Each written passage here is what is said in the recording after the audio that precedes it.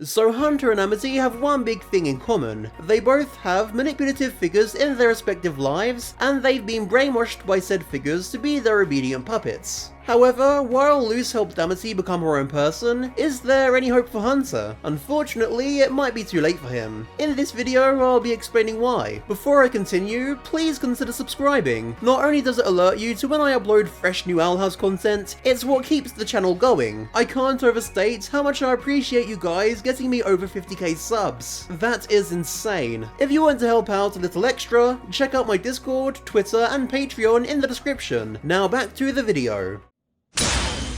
Begin!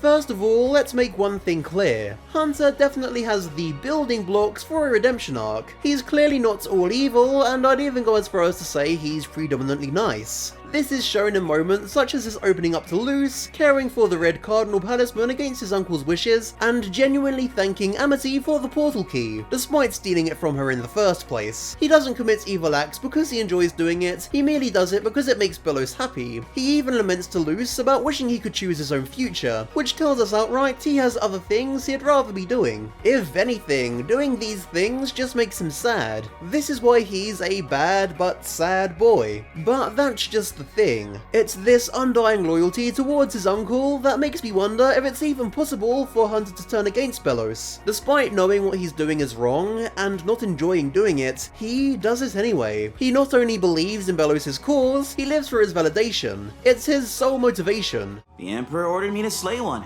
I'm just following orders. So, if he wants a redemption arc, he's going to need to break out of those beliefs he's had forced upon him and realise that the validation isn't worth it. The question is, can he? Well, in terms of beliefs, I think this is the easiest thing for him to overcome. I mean, he's practically in the process of this already. Hunter enjoys reading about wild magic, and he actually kept his talisman a secret instead of turning it into Belos. Without even really realising it, he's started to rebel against Belos' beliefs as he learns more about the outside world. This happens in real life too, to children who grow up in religious families. However, as for needing Belos' validation, this is far harder for Hunter to overcome. I don't think it's ever going to be exactly possible for Hunter to stop caring about Belos, nor his opinion, and he probably doesn't want to. He's the only person Hunter has ever had in his life until now, and as awful as he treats him, Belos still raised Hunter and took care of him when he had nothing else. I never thought I'd have a future in a world like this.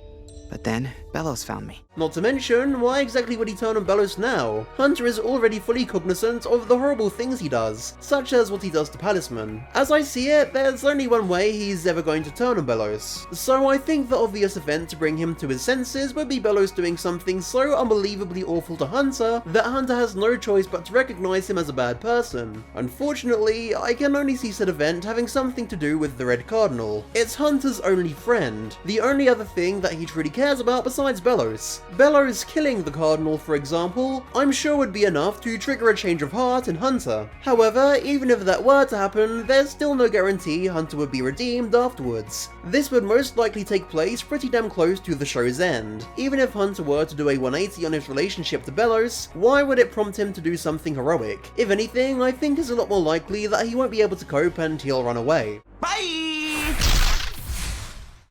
It's also very important to look at Hunter from the writer's perspective. With Amity already going through a redemption arc of her own, with a similar storyline to Hunter, it's highly unlikely we'll see the show do the exact same thing twice. And I believe this is evidenced by the way the narrative portrays their respective storylines. Amity was always fated to be redeemed, and as such, each episode would have her become closer and closer to Luz as she turned into a more independent person. With Hunter, on the other hand, the opposite is true. We see him get multiple chances to start his road to redemption, but he rejects each one of these opportunities. If anything, he's even gotten worse. He didn't just say no to Amity, he manipulated her and took advantage of her kindness. It doesn't make sense for the show to suddenly do a heel turn and start redeeming him out of the blue. Again, especially with so little time left. Hunter, in many ways, reminds me of Simon from Infinity Train Book 3, and it's not just because they're both bad but sad boys with blonde hair. Hunter has accepted the lies he's been taught by Belos, and is outright rejecting the truth when it's right in front of him. Simon also rejected the truth,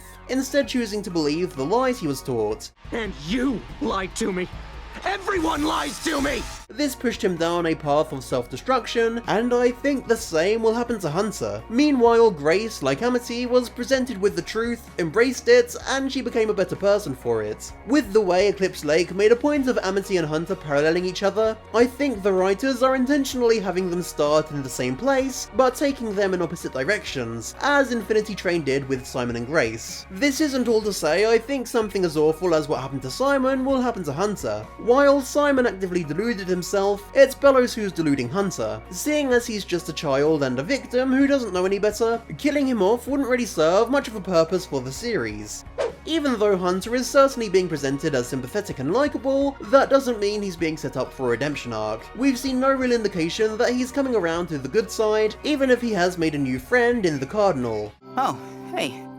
You stuck with me the whole time, Humbert. Not every kid manages to overcome their abuse, even if they're offered help. I truly believe that Hunter's purpose is to be an example of that. Personally, I really adore the thought of him getting a sequel series for his redemption. He wants to decide his own future, so a series about him finding his own identity outside of Belos would be awesome. Like the video if you enjoyed it, and subscribe for more awesome Owl House theories and analyses. Do you think Hunter will be redeemed? Let me know in the comment section down below. Be sure to join my Discord, follow me on Twitter, and subscribe to my Patreon, link in the description. Thanks so much for watching, and I'll see you next time.